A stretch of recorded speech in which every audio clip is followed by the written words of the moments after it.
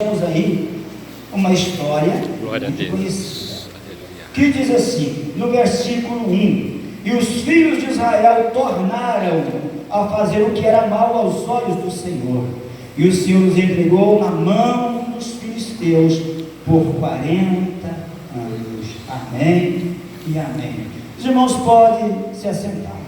Aleluia. Diz a Bíblia que os filhos de Israel tornaram mais uma vez, eles voltaram a fazer aquilo que não agradava, aquilo que era mal, provocante aos olhos do nosso Deus.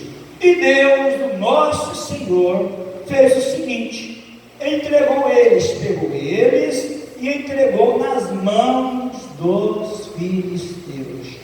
E nós pegamos que Deus é bom, é lógico que Ele é bom. Aí eu pergunto: Deus escolhe Israel, Deus elege, Deus faz uma aliança com o pai deles, que é Abraão, e agora Deus pega eles e entrega nas mãos de filisteu, um povo cruel, por 40 anos. Como é que a gente vai entender a bondade de Deus? Então nós vamos falar nesta noite, para quem tem ouvido a mensagem, ela não é somente para vocês aqui, está online. Quero aproveitar neste momento, você que está em casa, tenta me ouvir por alguns minutos.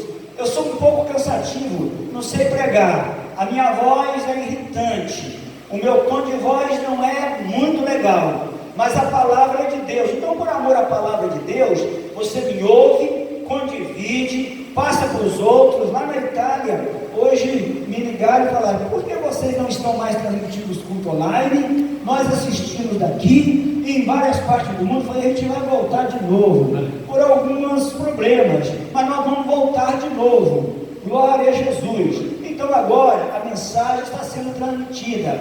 Então nós vamos aí, condividir. Tudo que é bom, passa para os outros. Aquilo que é ruim, joga fora. Não fica nem para você, nem para você. Peixe a gente gosta da carne, o espinho joga fora, não é isso? Então, se eu falar alguma coisa que você não gostar, você joga fora? Não. Analisa primeiro se jogar fora, porque é Deus que está falando, tá bom? Nós temos aqui, nessa lição aqui, desafios da igreja.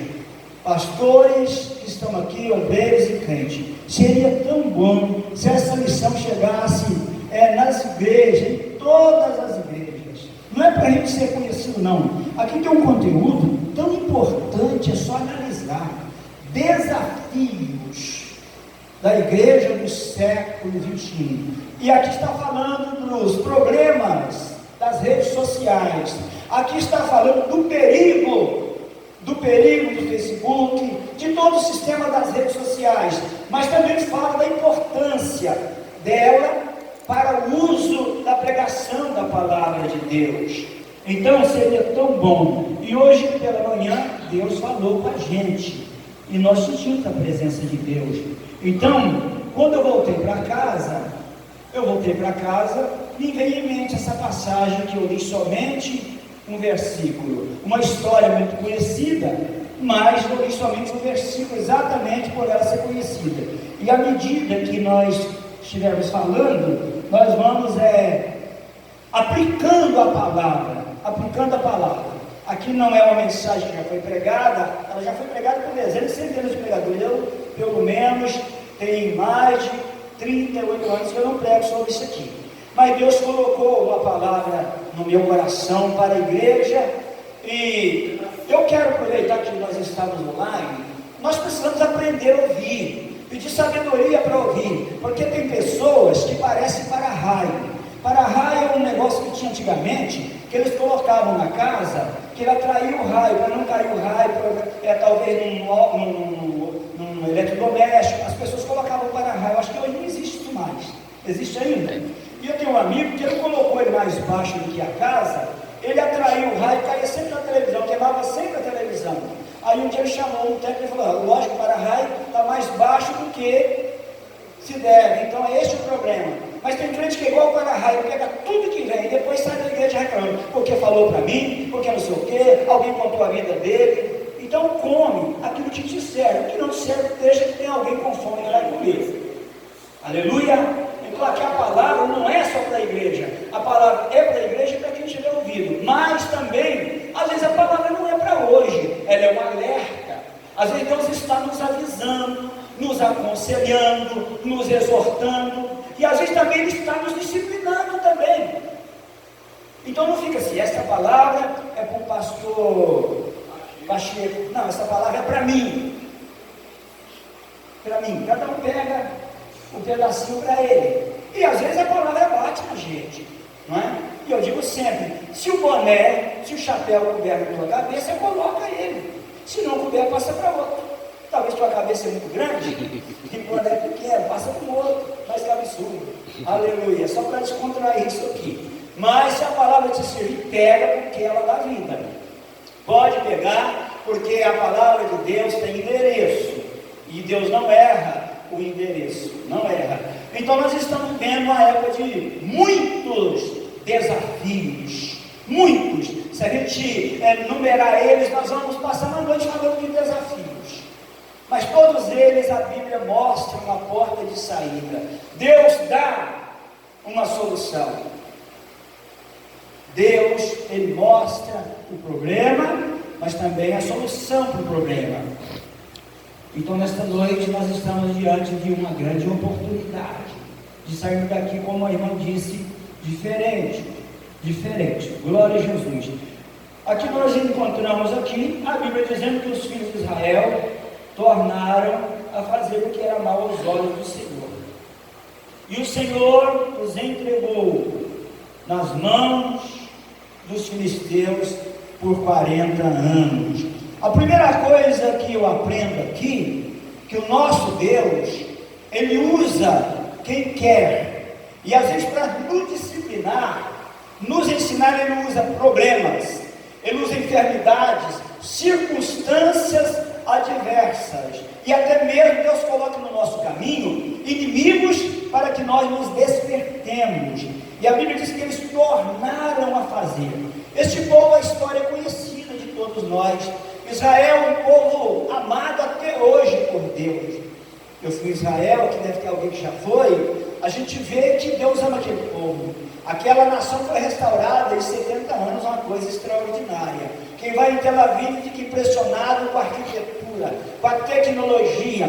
Quem vai para o deserto fica impressionado olhando aqueles quilômetros e quilômetros de areia, e você vê tâmara, manga, banana, tudo produzido no deserto. Só Deus pode fazer um negócio desse. Deus tem uma mão poderosa sobre eles que opera em favor deles, mas eles nunca deixaram de serem obstinados, ingratos, mal agradecidos. Embora eles são fiéis a Deus no senso, eles não adoram outro Deus. O Deus deles é o Deus de Israel. Embora não creia no Messias, mas espera, de uma forma ou de outra, o verdadeiro judeu. Ele não mergulha na idolatria, porque ele sabe que existe só um Deus verdadeiro. E aqui nós encontramos a palavra dizendo que mais uma vez Israel tornou a fazer o que era mal. O que é? Pecar, provocar Deus, adorar deuses, levar filhos para colocar nos braços de Moloque, que era sacrifício humano, adorar o Deus Sol, enfim, adorar o Deus, ou os deuses das mitologias. E agora a Bíblia diz que Deus não chamou um profeta, não mandou, não levantou ninguém para falar com eles, não. Deus não cansa, mas Deus estava talvez enfadado de ver aquele povo pecar. Deus pegou eles, entregou e falou: olha, filisteus, trata com eles aí, coloca jugo em cima deles aí. E a Bíblia diz que por 40 anos, não foi 40 dias, e nem 40 meses, 40 anos, subjugados, maltratados, humilhados pelos inimigos. E Deus falou comigo que neste século 21 existe uma parte do povo dele que está debaixo de uma disciplina, vivendo sempre na opressão, vivendo debaixo de um jugo de homens, talvez, mas de julgo maligno, de demônios. Pessoas que vivem com insônia, ansiosas, doentes dia e noite. Eles vivem uma situação que não tem como explicar, olhando para o Evangelho que nós professamos. Um Jesus que cura, um Jesus que liberta, um Jesus que é paz, um Jesus que é amor, um Jesus que é alegria, que é a fonte de todo bem, e parece que a pessoa está mergulhada num mar de problemas, e nunca sai deste problema. Mas ele é um filho de Deus, ele é um leitor da palavra, ele é um confessante de Jesus Cristo como Senhor e Salvador, mas ele não consegue viver uma vida livre. Ele é um pássaro aprisionado que canta, mas canta por instinto, não por alegria. Assim estava esta nação, uma nação que estava subjugada, e ficaram 40 anos. Deus permitiu que eles ficassem 40 anos. Aí nós pegamos o Deus de amor, mas aqui nós vemos agora o Deus de amor aplicando a justiça, dizendo: olha, vocês não querem, eu propus bênção e maldição, vida e morte, vocês escolheram o contrário, aquilo que não deveriam ter escolhido. Vocês escolheram serem amaldiçoados, vocês escolheram viver debaixo da opressão do jugo dos vossos inimigos. Então viva! É como um verdadeiro pai, uma verdadeira mãe que ama o filho. Ele não dá tudo o que o filho quer, ele não faz a vontade do filho, porque ele tem experiência como pai, como mãe, e ele sabe o que é bom para o filho, e às vezes ele disciplina o filho. Não é porque ele é um pai ou uma mãe ruim, mas é porque ele ama, ele quer o bem-estar do filho. Assim é Deus. E nós estamos vivendo um evangelho que está sendo, como eu digo, sempre repetido, sempre manipulado pelos homens, mas quem quer viver o evangelho puro, é só abrir a palavra. O Espírito fala expressamente, claramente a quem tem ouvido. Então nós sofremos, às vezes, porque queremos, nós sofremos porque não cremos na palavra de Deus. Nós somos superficiais, nós queremos viver o evangelho a modo nosso. Eu digo, fazendo estrada, caminhando um caminho paralelo, sendo que existe só um caminho que quem entra por ele, conhece a verdade, e não só conhece, mas é liberto pela verdade. E essa verdade, ela traz vida, ela gera em nós uma vida de paz, de alegria, de esperança, de amor, ainda que o mundo está de cabeça para baixo. É aquilo que o salmista diz no Salmo 46, no hino lá: ainda que a terra se mude, e os montes se transportem para o meio do mar, há um rio que alegra, a cidade de Deus, a morte está matando, eu não tenho compromisso com ela. O mundo está cruel, eu tenho compromisso com Deus de amor. Aleluia, assim nós vamos caminhando, de glória em glória, a gente vai chegar no céu. Aleluia. E agora a Bíblia diz que Deus entrega. Preste atenção, você que está me ouvindo, vocês que estão aqui, nós precisamos de fazer atenção, porque nós não podemos correr o risco de pregar e não desfrutar daquilo que nós pregamos. Eu passei algumas frases que eu anotei para o pastor Gilson hoje, entre elas, uma delas ele achou interessante. A frase é assim, ó: quem muito ensina, muito deve viver. Quem muito prega, muito deve viver o que prega.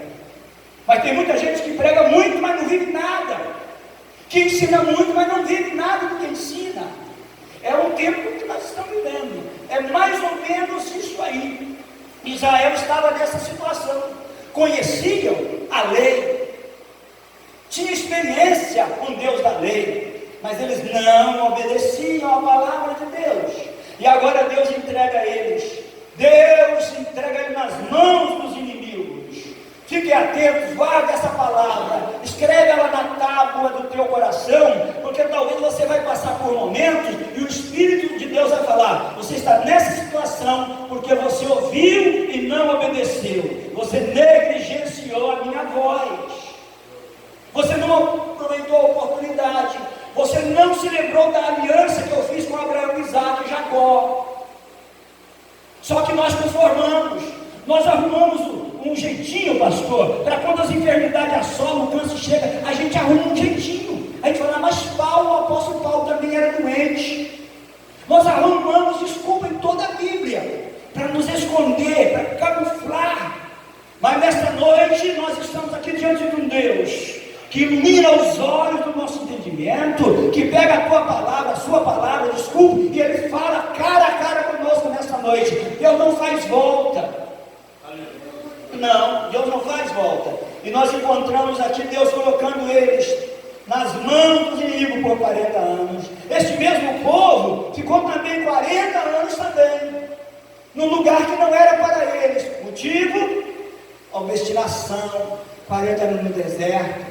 E esse Deus bom aqui, deu maná, protegeu o calçado, a roupa deles, por 40 anos. Este mesmo Deus aqui, mesmo eles sendo rebelde, Ele olha para eles e diz, vocês não aguentam mais viver debaixo de jugo. São 40 anos, eu vou agora trazer um libertador para vocês. Aí agora, a justiça cessa e entra o amor de Deus novamente. Entra o amor de Deus. E a Bíblia está dizendo aqui, que havia um homem de Zorá, da tribo de Dan, cujo nome era Manoá, e a sua mulher, sendo estéril, não tinha filhos. Agora Deus pega, olha o nome da tribo de Dan, um homem que tinha a luz da lei, uma maldição na vida dele, porque não tinha filhos.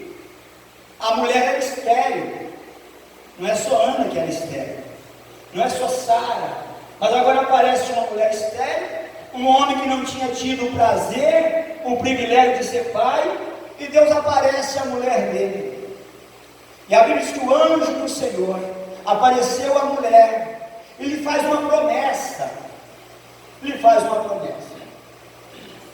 Deus, ele é especialista em usar aquilo que é desprezível, aquilo que diante de nós não é lógico, que parece não ser justo. Será que em todo Israel não tinha uma mulher virtuosa, uma família ideal, uma família pronta, uma família que temia, que buscava a Deus no meio de uma multidão daquela, para Deus tirar do ventre dela um libertador? Mas o apóstolo Paulo, escrevendo aos Coríntios, ele diz que Deus usa as coisas fracas para confundir as fortes, as loucas para confundir as sábias. Deus trabalha na contramão. Nesta noite, absorve a palavra, porque no fim você vai entender o que Deus quer falar para a gente. E Deus chama ela. A Bíblia diz que o anjo do Senhor apareceu. Todas as vezes que aparece o anjo do Senhor, é o próprio Jesus. Se nós lermos todos os capítulos, nós vamos encontrar ele dizendo, eu sou o maravilhoso. E se a gente for ler em Isaías 9, nós vamos encontrar que um dos nomes dele é maravilhoso, é Jesus. Aí o anjo aparece, ela não perguntou o nome dele, nem ele disse o nome para ela, mas disse para ela, olha, você conceberá, você dará à luz, um menino, e este começará a libertar o meu povo. Ele vai começar uma obra. A mulher estéril agora vai dar à luz, e ela vai conceber, ela terá um filho. Porém, o que me impressionou aqui hoje é que nós não paramos para analisar o privilégio de estarmos aqui nesta noite. Privilégio de estar aqui nesta noite. A Bíblia não diz, ela não está dizendo que Deus usou aquele anjo para dizer, olha mulher, você já está grávida, você já está para dar à luz. Não, você dará à luz. Deus já disse, olha, este homem, ele libertará, ou melhor, começará a libertar. Sansão foi chamado, foi escolhido antes que ele começasse a ser gerado no ventre da mãe dele. Aleluia! Antes que houvesse um relacionamento da mulher com o marido e o filho começasse a ser gerado, Deus escreveu a história de Sansão. Deus planejou o ministério de Sansão.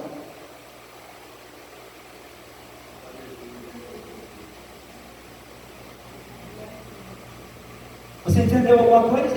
Você está em casa? Deus falou alguma coisa contigo? Você acha que vocês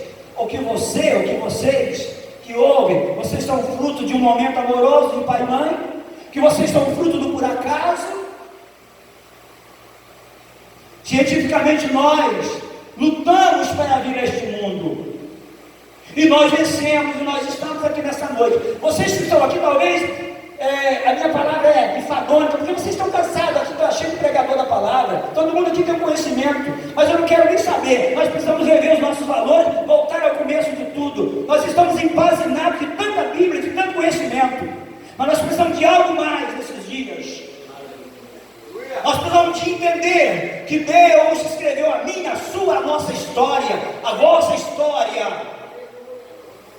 e que antes de você aceitasse Jesus, Ele já tinha plano na sua vida. Você não aceitou Jesus, é Ele que te aceitou. Você não procurou Jesus, foi Jesus que te achou. Jesus te achou. Ele te achou para cumprir a história que Ele escreveu para você. Será que Deus tem prazer que você, que eu, venhamos a este mundo para comer, beber e morrer? Nós somos a imagem e semelhança de Deus. Nós somos representantes de um reino na terra. Nós estamos cansados de ouvir e de dizer: somos embaixadores, nós somos sacerdotes, nós somos nação santa. O apóstolo Pedro, capítulo 2, versículo 9. Mas nós precisamos de parar e deixar a palavra entrar. Eu preguei a minha Bíblia agora de tarde e comecei a ler a história de Sansão, e as lágrimas vieram. Eu disse: obrigado, porque o coração ainda é de carne, não é pedra. Eu ainda consigo chorar quando eu vejo certos planos de Deus, certos projetos de Deus. Oh, aleluia, a presença de Deus está neste lugar. Ela vai visitar a tua casa. Você vai levantar deste pó, sair desta autocomiseração, deste conhecimento que não está te levando a lugar nenhum, e voltar a uma reconciliação com Deus. Aleluia, glória a Jesus. E a Bíblia diz que Deus chama, que Deus escolhe. Eu vou repetir isso aqui: Deus escolheu um homem com um propósito. E este homem não foi escolhido no ventre, mas antes que fosse para o ventre. Tem mais pessoas que citam a Bíblia que Deus escolheu assim. O profeta Jeremias, Deus disse: olha, Jeremias, antes que tu existisse, antes que tu fosse formado, eu já tinha te escolhido e consagrado, e já tinha te dado como profeta. Eu começo tudo no meu mundo, e este mundo que vocês vivem é o lugar em que eu realizo meus planos. E você, Jeremias, é um plano. E ele está dizendo para Sansão agora, em poucas palavras: você começará a libertar o meu povo. Ei, nós não estamos aqui como fruto do por acaso. Nós temos uma missão. Aqui não tem ninguém melhor, não tem ninguém nessa terra grande. Só tem um grande que reina no céu, na terra, embaixo dela. Todos os homens estão debaixo de uma mão, os grandes da terra. Quando ele fala, os grandes tremem, a terra treme, o mortal fica calado. E nesta noite ele está dizendo: eu vos chamei com um propósito, eu escrevi a vossa história, despertai-vos para a minha obra. Oh, glória a Jesus. Eu quero pedir o porteiro que está lá atrás. Porteiro, chega aí. Vai me ajudando aí, vai orando aí. Deus me falou algo, vocês continuam orando aí na porta, ok? Vai clamando pelo sangue, pelo nome de Jesus aí, porque tem algo que Deus está me mostrando que nós precisamos combater. Em nome de Jesus, eu amarro todas as forças contrárias, todos os pensamentos, toda a ansiedade, em nome de Jesus. Tudo que que é contrário à palavra de Deus. O realizar de Deus nessa noite está desfeito agora. Toda arma e ferramenta estão quebradas, cortadas, queimadas, desfeitas pelo poder da palavra de Deus.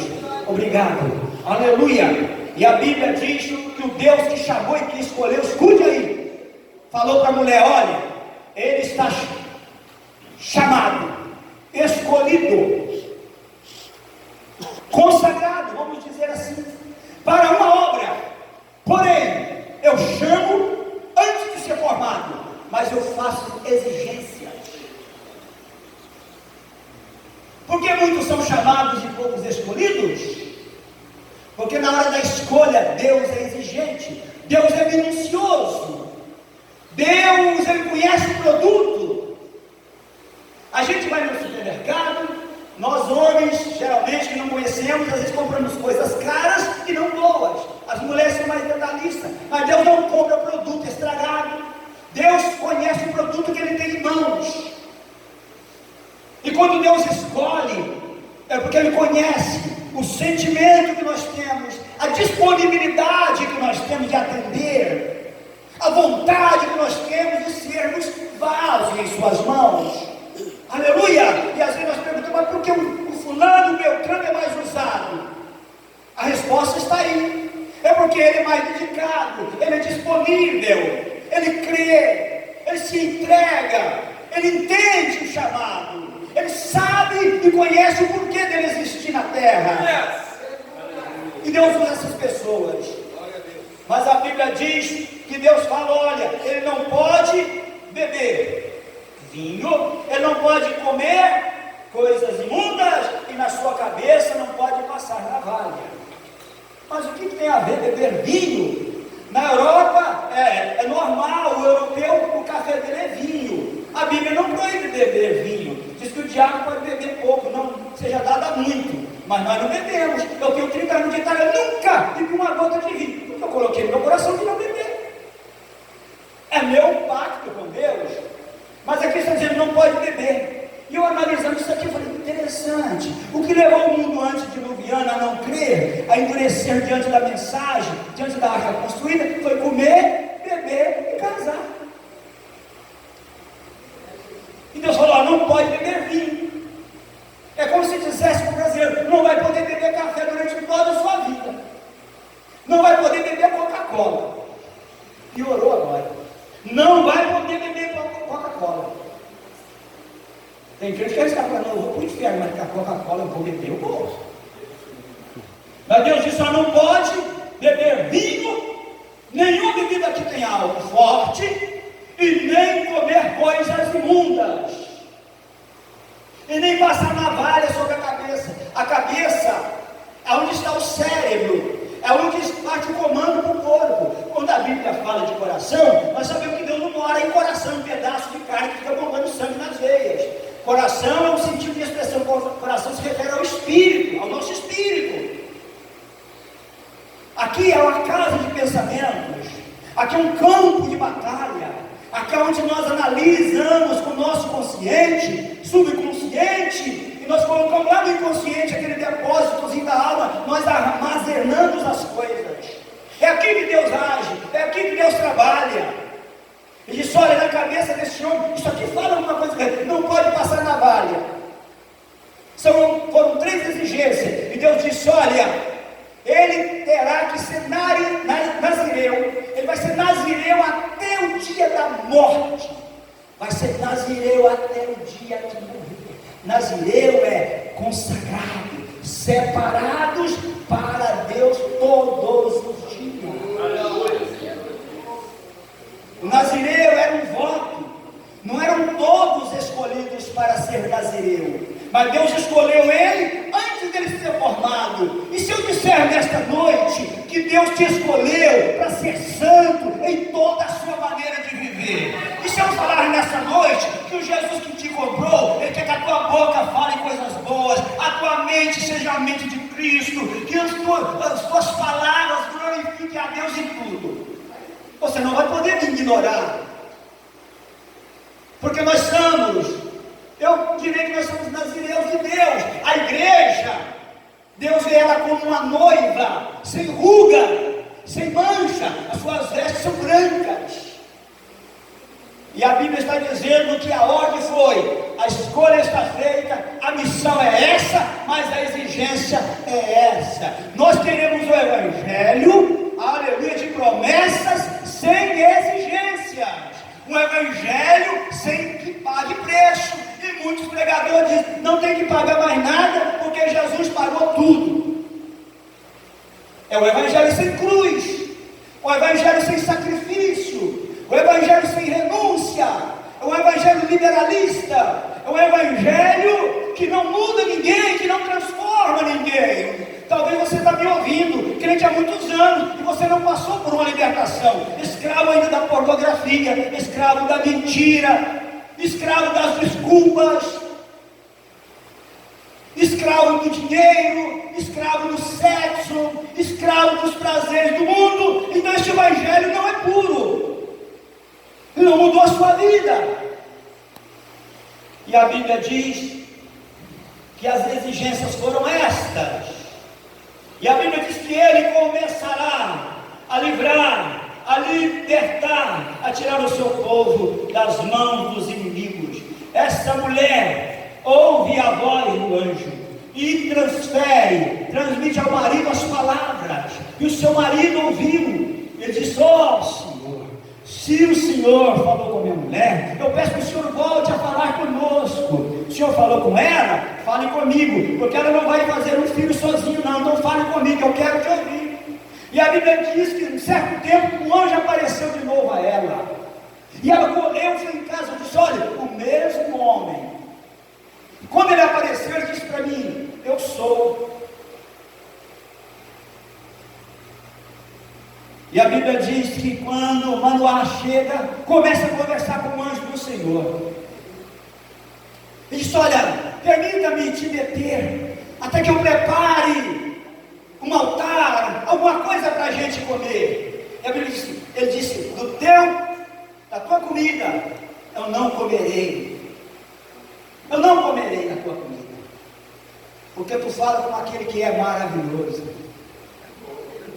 Tu está falando com aquele que dá alimento para a alma, que não come arroz e feijão, nem carne, nem picanha, mas que dá o pão da vida, e que quando come deste pão, recebe vida, transformação, cura, saúde.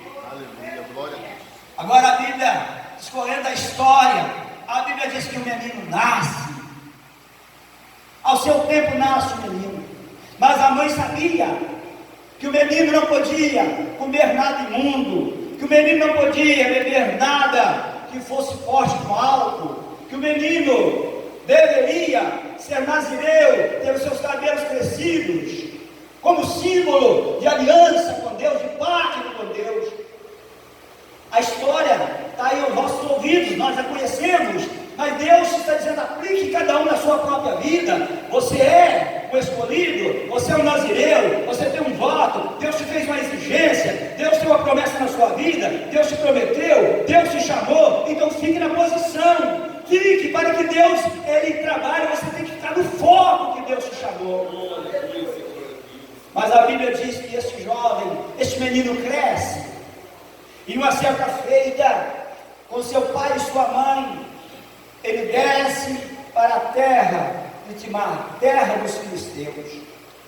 E a Bíblia diz que ele, vendo uma mulher, se afeiçoou, seus olhos, disse, aquela lá me agrada. Falou com o pai e com a mãe, disse, meu filho, nós estamos 40 anos, debaixo de jugo, não teria entre nossos Israel, ou no meio dos outros povos, uma mulher para ti, mas tu deve exatamente tomar uma mulher daqueles que nos oprimem, tomar uma mulher dos nossos inimigos, em poucas palavras, trazer o nosso inimigo para dentro da nossa casa. Deus está falando. Nós às vezes colocamos o nosso adversário dentro da nossa casa, em todos os sensos. Quando você abre a televisão, em certos filmes, em certos programas, você está trazendo o inimigo para dentro da tua casa e dizendo, pode ficar. Hoje nós falamos sobre os perigos das redes sociais. Mas nós precisamos entender que Deus nos escolheu para ser cabeça, não é para dominar, para dominar, mas para dominar. Quando Deus criou o homem, Ele disse para Adão: olha, domine, reina sobre tudo.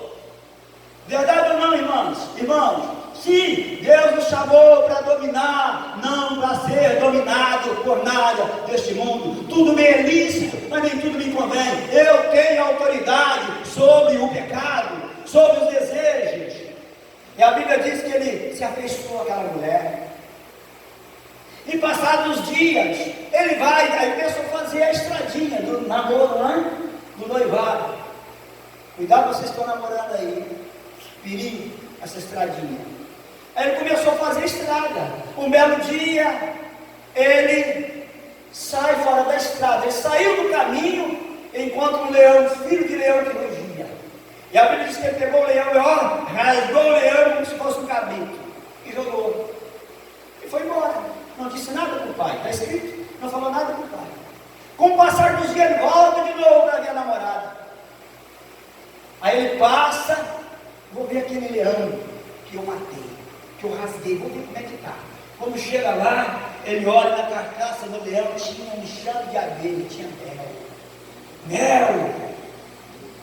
E ele, pega o mel, comeu e chegou: pai, olha, eu achei um enxame de abelha ali, pai. Aqui está mel, come, mãe, come você também. O pai e a mãe comeu sem saber a proveniência do mel. Mas a origem era do leão que estava morto. E Deus falou comigo: leão morto da mata. Tem muita gente sendo morto por leão morto. Como é que pode isso? O leão morto causou um dano no ministério de Sansão e prejuízo para Israel. Leão morto.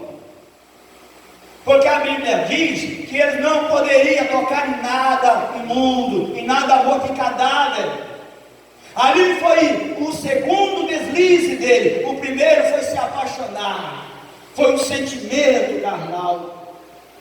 E o segundo foi tocar, comer daquilo que havia o Senhor prometido a ele. Nada imundo. Ainda contaminou o pai e a mãe. Mas o que Deus está falando aqui comigo? Não foi estudado isso aqui. Deus está falando comigo. Tem muita gente, tem muito pai e mãe contaminado, porque o filho se contaminou e trouxe a contaminação para dentro de casa. Eu tenho que falar isso aí, porque nós estamos online. Vai servir para alguém, para você não, só para você que está online, tá bom? Você que está online. Tem muita gente morta, pai e mãe que morreram espiritualmente, porque o filho prostitui lá fora e traz o demônio da prostituição para dentro de casa. Pastor, o que fazer? Pergunta para quem está falando contigo. Eu não tenho. Alma da Suriandará. A única coisa que eu posso te dizer é que você foi escolhido, que tem uma unção que Deus colocou sobre você, então usa ela, pelo amor de Deus. Aleluia! E este homem começou a deslizar. Casa com essa mulher. Daí a pouco foi traído. Um abismo chama outro abismo. O leão morto. Para que procurar leão morto? Morreu, deixa esse maldito para lá.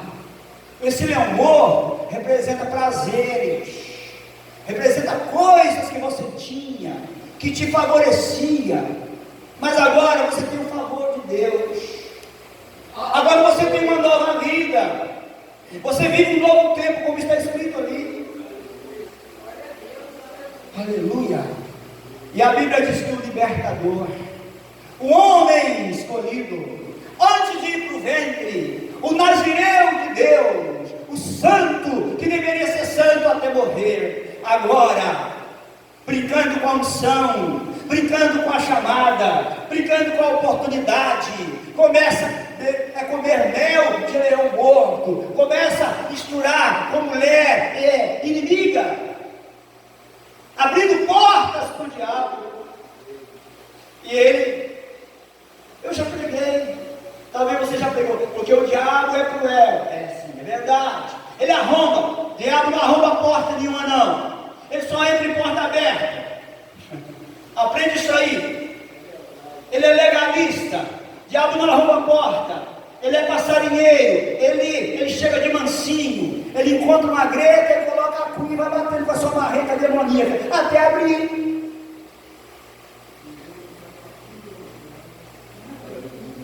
Se quiser dar glória, pode dar. Se não quiser, continue em silêncio, porque Deus fala no silêncio também. E a Bíblia diz que agora traído pela mulher, cria o seu enigma, faz uma festa com os jovens inimigos, e lá começa a traição. Aí a Bíblia conta que ele, para vingar, ele pega 300 raposas. Eu não sei como ele conseguiu pegar a raposa. Alguns estudiosos dizem que são os chacais que ele conseguiu pegar, porque os chacais andam de grupo, a raposa é solitária. Mas não interessa, seja raposa, eu sei que ele pegou um animal da cauda, ele amarrou a cauda de um no outro, assim, ó, e ele pegou uma tocha e botou fogo. E as duas raposas saíram correndo, né? E foi incendiando, causando um desastre, e foi embora. Aí os inimigos furiosos, quem é que fez isso? Quem é que danificou a nossa vinha? Quem é que acabou com a nossa seara? É um homem chamado Sansão, é um nazireu de Deus, é um que antes de nascer foi escolhido por Deus. Aí há alguém que diz que ele pegou 301, ele guardou para ele de recordação, uma só, uma raposa. Eu conheço um homem da Bíblia, que vocês conhecem, que falou assim: olha, pegue as raposinhas, porque as raposinhas fazem mal ao vinho. Capítulo 2 de Cantares, versículo 15, pega elas. Na Itália tem muita raposa, fica na rua da cidade, incrível, né? Aqui também tem muita. Ela corre, tem uma cauda cabeluda, ela corre fazendo assim, balançando ela. Falou: pega as raposinhas, porque a minha vinha está florida, está fazendo mal, está derrubando. E esse homem, chamado Salomão, ele ensinou muito bem, mas viveu muito mal. Ele mandou pegar, mas ele foi o maior criador de raposas, porque ele pegou as mulheres estrangeiras, encheu a casa dele. Aqui nós temos o ditado de que uma é pouca, duas é muita, eu estou muito satisfeito com a minha, basta. E ele tinha dezenas de mulheres. A mesma arma, a mesma raposa que estava no coração de Sansão, estava no coração de Salomão. Morreu na miséria, adorando Baal, Astarote, adorando Moloque, levando o povo à desgraça, desculpa o meu vocabulário, à miséria espiritual, causando problema, sendo que Deus o havia dito: olha, eu confirmarei o teu reino por toda a vida. Deixa eu traduzir isso aí. Eu vou confirmar a tua chamada, eu vou confirmar o teu ministério profético, eu vou confirmar o dom de ensino, eu vou confirmar o louvor que sai da tua boca todo dia, eu vou te dar sempre unção do Espírito Santo nos cultos, eu vou colocar no coração de você paixão pelas almas, eu vou fazer tudo o que eu quero e que eu prometi fazer, eu vou cumprir todo o meu plano na sua vida. Mas se tu andares como andou Davi teu pai, e a Bíblia diz que ele se esqueceu e mergulhou no pecado. Voltando à passagem de Sansão, ele deixou uma raposinha chamada paixão, sentimento carnal. Sansão não podia ver mulher, era carnal. O nazireu, ele recebia de vez em quando uma porção do Espírito. A Bíblia diz que o Espírito de Deus investia sobre ele, pastor Leonardo. Vinha quando era necessário. Ele era nazireu de Deus. Só que quando Deus queria usar, o Espírito vinha sobre ele, visitava ele. E quando visitava, ele fazia coisas extraordinárias. A Bíblia diz que ele precisava de lutar no campo e ele não tinha arma. Ele achou a cabeça de um jumento que havia sido morto. Ele pegou aquela cabeça e dela ele fez uma arma.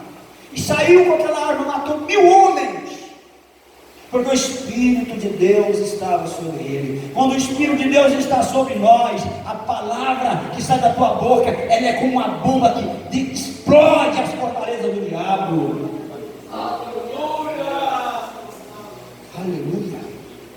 A Bíblia diz que ele continuou.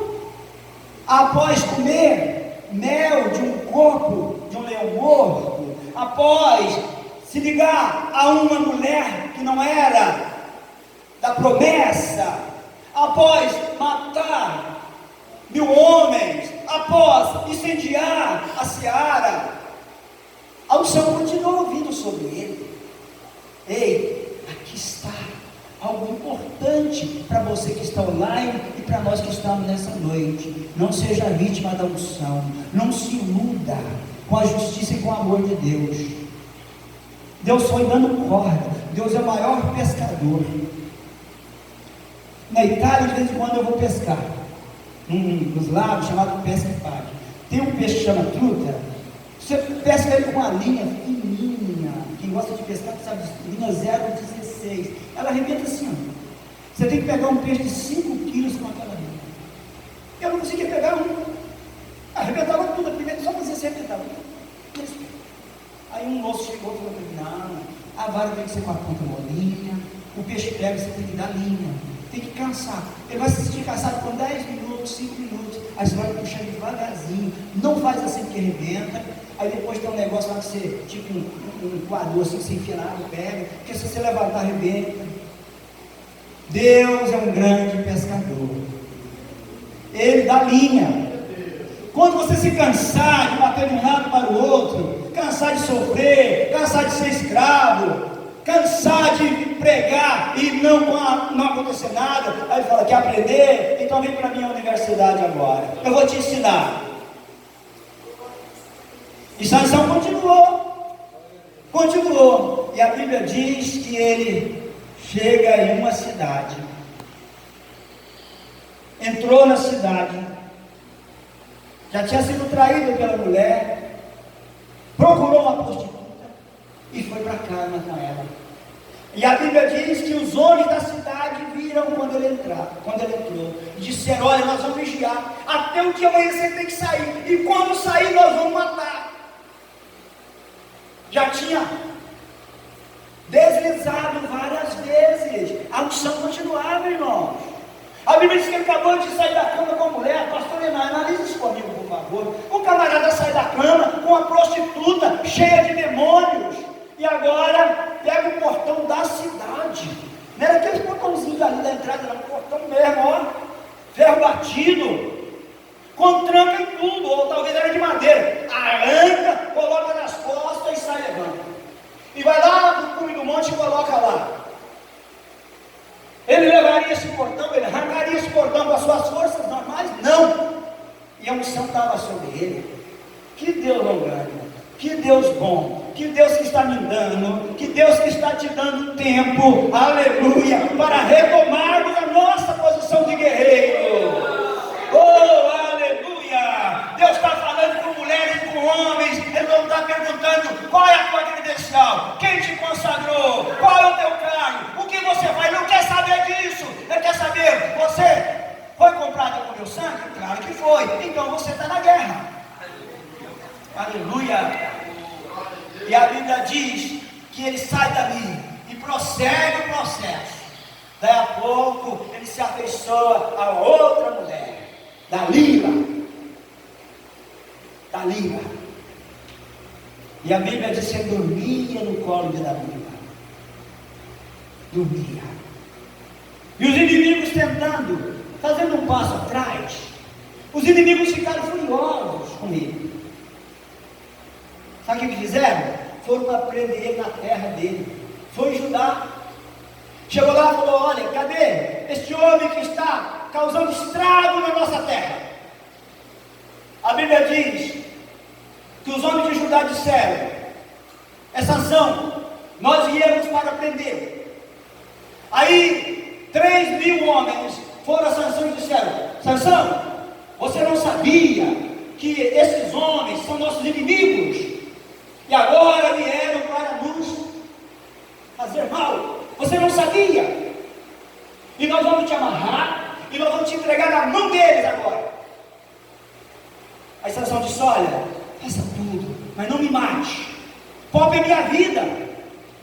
Porque ele sabia que quando ele estivesse vivo, tinha uma aliança com Deus, embora ele não colaborava para essa aliança. Ele disse: não, amarrar nós vamos te amarrar, mas te matar não, absolutamente. Amarrar são 3.000 homens, 3.000 homens para amarrar o homem. Amarraram ele e entregou na mão dos inimigos, só que as cordas arrebentaram. Agora ele cai no colo de Dalila, e a Bíblia diz que ela foi, sabe, Dalila, aquela mulher insistente, amorzinho daqui, amorzinho dali, não vai na igreja hoje, vamos mais tarde, não precisa orar tanto, por que você fica até tarde lendo Bíblia, por que você levanta de madrugada, por que você não para? É Dalila, sabe, aquela mulher que vem de te ajudar, ela puxa o seu tapetinho, ela quer te ver, sabe aonde? Sentado lá atrás, sem fazer nada na casa de Deus, ela quer que você saia com ela, para fazer lazer, ir para o shopping. Tem um nome só não, é verdade. Mas é verdade, falando ou não falando, é verdade. Eu conheço esse espírito. Aleluia. Aí ela começa a fazer o carinho nele. Nós homens somos muito trouxas, bobos. Meu vocabulário é muito pobre, né? Olha, eu te amo tanto. Você disse que é apaixonado por mim. Por que você não me conta esse segredo? Você é um camarada forte, você arrebenta a corda, você consegue pegar 300 raposas, você pega uma cabeça de jumento e mata 1.000 homens, você arrebenta o portão da cidade. Poxa, você não conta o segredo, você não disse que me ama. Eu te amo, mas o segredo não é para ser contado, o segredo é entre eu e Deus. Ah, mas então você não me ama, você é mentiroso. Daí a pouco ele revela: o segredo está aqui, ó, nos meus cabelos, nas 7 tranças, na minha aliança, na minha chamada, na minha vocação.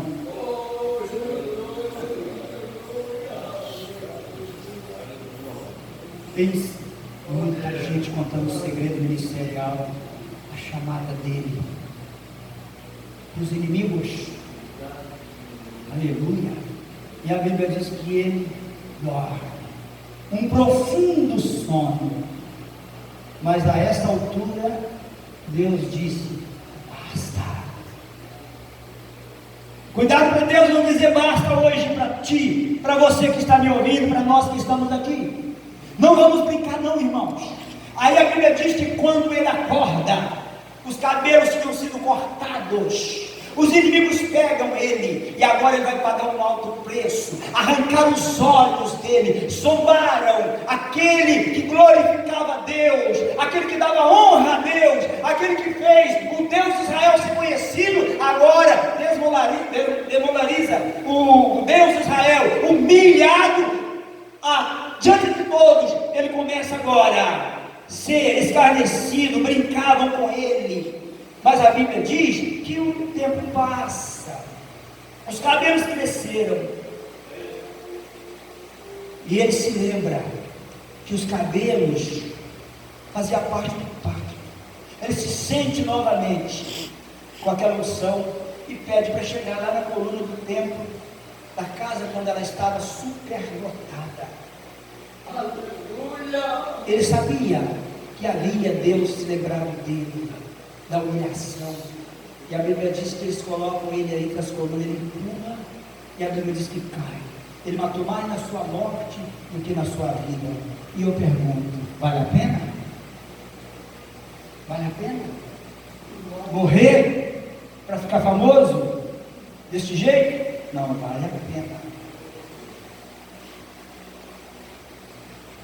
O suco, a chave da palavra de Deus para nós: zelo. Estou concluindo. Perdeu o zelo. Perdeu o zelo. Perdeu o cuidado. Perdeu a sensibilidade. Foi o caso de muitos homens. Davi, segundo o coração de Deus, foi acometido pelo mesmo Espírito. Com tanta mulher, olhou Batseba, a desejou, matou o marido, Mas não pagou o preço? Lógico que pagou. Estuda a história. Causou prejuízo para o povo de Deus. Agora, acabou. O homem que deveria libertar, começar uma obra de libertação agora, morre. Morre. Porque ele perdeu o zelo. E perdeu no início. Vou terminar em 5 minutos. Aí Deus falou comigo, fala alguma coisa sobre essa passagem. Porque eu tenho uma aliança com a igreja. Quando eu disse que as portas do inferno não prevaleceriam contra ela, é porque eu tenho aliança com ela. Eu sou o Deus dela. Eu não venho nela e sobre ela para visitá-la. Eu estou nela. Eu ando no meio dela. Eu moro nela. Ela é minha. Eu tenho ciúmes dela. Mas diga para ela, para não perder o zelo. Eu disse, então fala mais claro. Ele falou comigo. Ele falou comigo. Ele falou, você se lembra, quando você era auxiliar de trabalho, que você trabalhava em construção, fazia 20, 30, 40 quilômetros de bicicleta, jogava massa, fazia parede, fazia forma, trabalhava como louco, trabalhava por 2, e você fazia mais 20, 25, 30 de volta, e você atendia trabalhos aí a quilômetros. Você se lembra quando você morava no Ambon, que você saía a pé porque não tinha ônibus, você ia até a Cinderlândia, na casa do pastor Jorge, para pegar uma carona com ele para atender Santa Rita de Cássia. Você se lembra que muitas vezes ele não poderia ir, você descia na Beira-Rio, fazia a Avenida Paulista, chegava no final do retiro, não tinha mais ônibus, você ia para Santa Rita de Cássia, fazia 1 hora, chegava suado, trocava a camisa. Você, toda quinta-feira você estava no culto, nas casas, na quarta você estava na congregação, na terça você estava no culto de ensinamento, você era incansável. Eu falei, eu lembro, mas eu era novo. Ele falou, não vem com desculpa não. Ele falou, se você perdeu o zelo. Eu falei, Senhor, mas eu oro do mesmo jeito. Ele falou, mas você não é o mesmo que era. Então fala para o meu povo que eles não são o mesmo. O domingo para você terminava 10 horas da noite. Você ia para a congregação de manhã, orava das 7 às 8, tinha reunião dos professores, às 9 começava a escola, terminava 11 horas, você ficava na igreja em jejum até meio-dia, dava tempo do povo almoçar, e você saía para o evangelismo, fazia culto na praça, voltava, ensaiava o coral, e à noite cantava, e vinha para casa 9h30 da noite, 10 horas, já começava a segunda. Todo domingo era assim, toda semana você tinha compromisso à noite, não tinha carro, não tinha ônibus. Falou, vocês estão vivendo um evangelho muito superficial. Fala hoje, mas não vou falar isso, porque é muito duro. Falou, hoje vocês têm tudo, vocês têm casa boa, a maior parte são aposentados. No domingo hoje é de vocês. Se vai na escola de manhã, não quer ir no domingo à noite. E quando chega atrasado no culto, perdeu o zelo. Não me dão 2 horas de culto, me dão 1h30, 1h15. Talvez você está em casa e você não foi no culto hoje na tua igreja. Ouve? Queremos avivamento. Vamos morar no céu. Vamos ser coroados.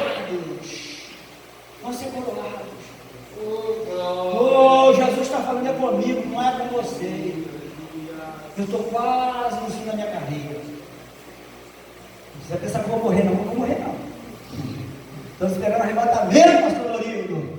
Aleluia! Mas Deus está cobrando de mim. Deus está falando, eu quero falar contigo. A minha aliança é forte.